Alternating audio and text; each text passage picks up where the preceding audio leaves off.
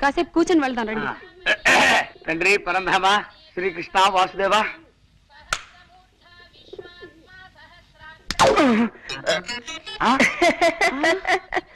రాంబాబు నువ్వా?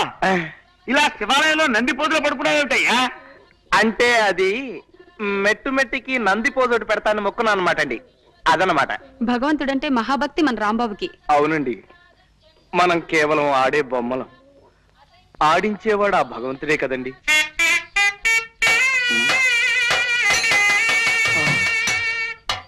బాబు మనం ఆడే బొమ్మలమన్నా. అక్కయ్య గారు ప్లీజ్, ఇక్కడ బాగుండదు. మీరు ఇలా గుడి ముందు రెచ్చిపోతే దేవుడు ఏమైనా అనుకుంటాడు. ప్లీజ్ కంట్రోల్ చేసుకోండి. మీ చిట్టి కూడా మనందరం ఆడే బొమ్మలం అనే అనేవాడు, కానీ నేను మీ చిట్టిని కాదుగా. ప్లీజ్ దయచేసి శాంతించండి.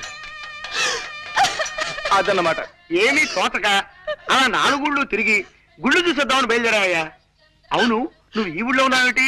ఇది మన సూరిగాడు రండి. రమ్మని ఉత్తరం రాస్తే 4 రోజుల క్రితమే వచ్చా. ఏమేవ్ విన్నావా? ఇది మన సూరిబాబు వాళ్ళ ఊరు. ఎంతక్క ఇంకా 4 రోజులు ఇక్కడే ఉండి రోజు దైవ దర్శనం చేసుకోవచ్చు.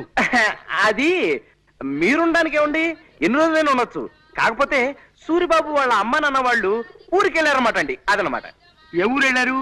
అది వాళ్ళ బంధువులు ఎవరో పోతేను చూడడానికి వెళ్ళారన్నమాట అండి. అదనమాట. పోన్లేండి, ఈసారి మళ్ళీ ఎప్పుడైనా వెళదాం. పదండి బయలుదేరదాం. వస్తాం రాంబాబు. మంచిదనమాట అండి. వస్తావు నాయనా. అదనమాట. కృష్ణ వాసుదేవ పరంధామ విభూషణ.